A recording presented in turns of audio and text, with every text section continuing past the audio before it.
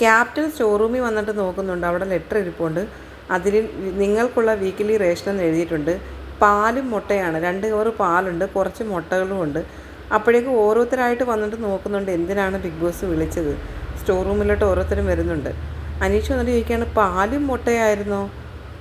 നൂറ വന്നിട്ട് പറയാണ്, ഭയങ്കര അത്ഭുതത്തോടെയാണ്, ആദ്യമായിട്ട് കാണുന്ന കണക്കാണ് പറയുന്നത്.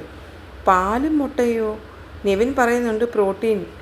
അതാണോ ലാലേട്ടൻ പറഞ്ഞ പ്രോട്ടീൻ എന്ന് നൂറ ചോദിക്കുന്നുണ്ട്. 2 പാക്കറ്റ് പാലും കൂടി തരാമായിരുന്നു എന്ന് പറയുന്നുണ്ട് നൂറ.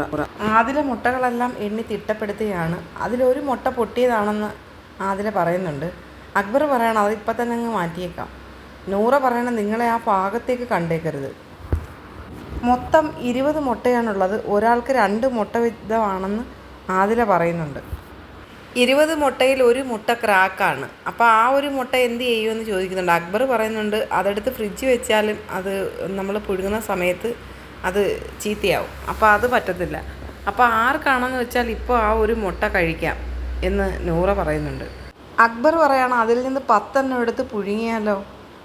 അങ്ങനെ ഓരോരുത്തരും ഓരോ ഐഡിയ പറയുകയാണ് എന്ത് ചെയ്യണമെന്നൊക്കെ. പക്ഷേ മുട്ടയെല്ലാം എടുത്ത് ഫ്രിഡ്ജിലോട്ട് വെക്കാനായിട്ട് പോവുകയാണ് എല്ലാവരും കൂടി.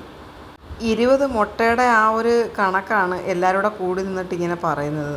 ബിഗ് ബോസ് ഹൗസിനകത്ത് 20 മുട്ടയൊക്കെ വലിയ വിഷയമാണ്. പുറത്ത് നിസ്സാരമായി കാണുന്ന ഓരോ ആഹാര സാധനങ്ങളുടെയും വില അവർക്ക് നന്നായി ഇപ്പം മനസ്സിലാവുന്നുണ്ട്.